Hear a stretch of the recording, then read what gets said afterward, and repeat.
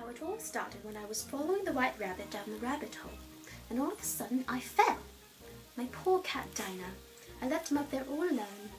But I think I should have been more concerned about myself than my cat, considering the strange things I ran into on my adventure. Well, you know the story, of course. And you also know about some of the strange creatures I met there. My goodness. But on the other hand, they were actually very interesting creatures. Really great creatures to have at a party, actually. Now I wonder who I would invite to a birthday party. Or perhaps I should ask who I would not invite. Oh, this is going to be very difficult. Now, the Queen of Hearts really isn't that scary of a person that she seems to be. She's actually a wonderful entertainer at parties. She loves playing games, especially croquet. That's her favorite game of all time. So make sure you play croquet at your party if you invite her. Just remember that the Queen of Hearts always wins, and if you lose at croquet, it's most likely going to be off with your head. So if you're not okay with those odds, then I probably wouldn't invite her to your party.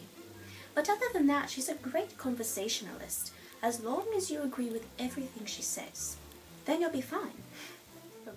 And make sure that you do not have white roses at your party. You see, the Queen, she likes them red. Unless, of course, you have a pack of cards who's willing to help you paint them. Now that's a different story. Now the caterpillar, on the other hand, is quite a dull creature to talk to. Not very fun for birthday parties, and besides that, I'd be afraid that people wouldn't be able to breathe as much as he smokes. I could barely stand to talk to him for 5 minutes. Do you know who would be really fun at a birthday party? Tweedledee and Tweedledum. You remember the twins I met in the forest, right? The only downside to having them at your party is that they tell dreadfully long stories, so you might have to find a way to sneak away from them after a couple of hours.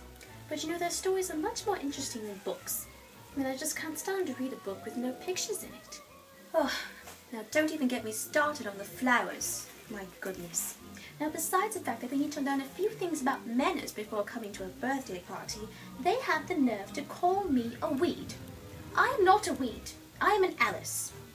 If I were my right size, I could beat every one of those flowers if I wanted to, and I bet that would teach them. Now, the Cheshire Cat, though he may be very wise and very helpful when you're lost in the forest, he has this really bad habit of appearing and then randomly disappearing with no warning whatsoever.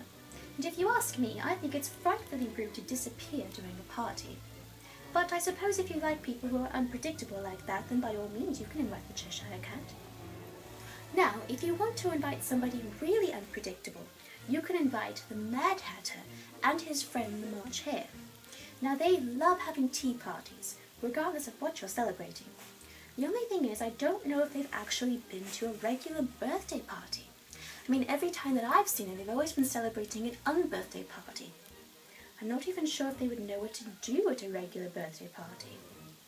Probably tell ridiculous riddles that make no sense and have no answers. Why is a raven like a writing desk? Do you know? Now that I think about it, I probably wouldn't invite the Mad Hatter and the March Hare for sanitary reasons. They have mice in their teapots, for goodness sake. Now, the White Rabbit would probably be a wonderful guest to have at your party, except the fact that he always seems to be stressed out, and I'm sure he would most likely be late. Oh, I almost forgot. You have to be very careful about the seating of your party guests. For instance, you don't want the Queen of Hearts to be seated next to the caterpillar, because the caterpillar likes to ask a lot of questions, and the Queen gets very furious when you ask her questions. What else is there? I wouldn't seat the Cheshire Cat by the March Hare or the Mad Hatter, because any time you even say the word cat, they make a mountain out of a molehill. Oh yes, you probably don't want to sit the White Rabbit next to any exit, because he's probably going to make a mad dash for the next party that he's late to. I think it would be quite the party if you invited everyone from Wonderland. Anything could happen. We are quite mad over here. But I suppose you're mad too, otherwise you wouldn't still be listening to me. Well, I believe it's almost time for afternoon tea, so I do have to go soon. But just let me know who you decide to invite to your party and I can help you from there. Just make sure that you have lots of tea prepared, because people from Wonderland drink lots of tea.